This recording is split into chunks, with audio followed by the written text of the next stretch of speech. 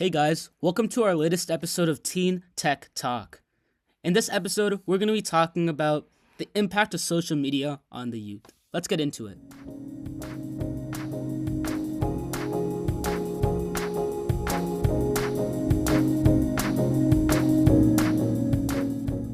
Hey Samarth, what were your summer breaks like when you were growing up? If I could sum it up into one word, I think that word would have to be friends. What do you mean? I felt like I was surrounded with them all the time. We played soccer together every day at the field, or we had sleepovers seemingly endlessly. But I remember at the end of each day, I would come home being so tired, and my mom would tell me to clean the grass stains off my pants. But now it feels like I'm once again always tired, yet I don't do as much as I used to. Yeah, I feel the same. I catch myself lying down at 9 just to watch some TikTok.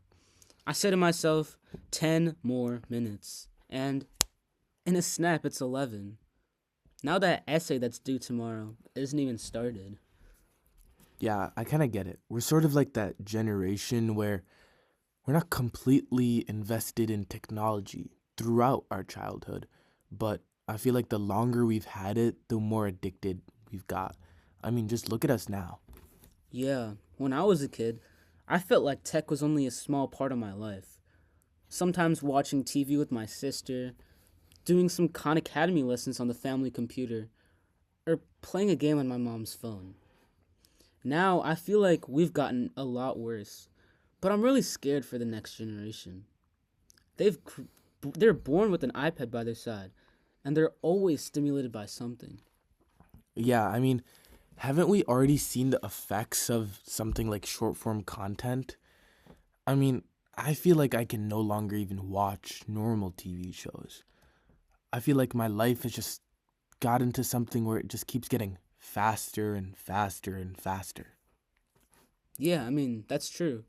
You see us so addicted to our electronics that we don't even want to talk to other people. Like we're just trapped on our device. I mean, is this a possibility for why depression has been on the rise? I can't see why not. We're always on our social media. And I think it's just that maybe we're so used to that stimulation that we just don't want to do anything else, which I'm pretty sure is a symptom of depression. Instead of spending time with our family, hanging out with our friends, we just want to spend time with our screens. Yeah, totally. I mean, I feel like it's an overarching problem that everyone seems to be facing. If we are so stimulated all the time, where does that boredom go? Isn't it good to be bored sometimes? Yeah, I definitely think it's a good thing. Doesn't boredom encourage creativity? Without boredom, are we getting less creative? I guess so. I find myself having trouble to come up with new ideas, like for a project. But usually it's because I'm so tired. I feel like everything is just so connected now. Like, it's an endless cycle where we just keep getting hurt. Yeah, this issue of social media, it isn't just about short form content, but also just about all young people. I've seen countless stories of kids just starving themselves to look like models on Instagram, or maybe feeling self conscious due to hate comments by bullies.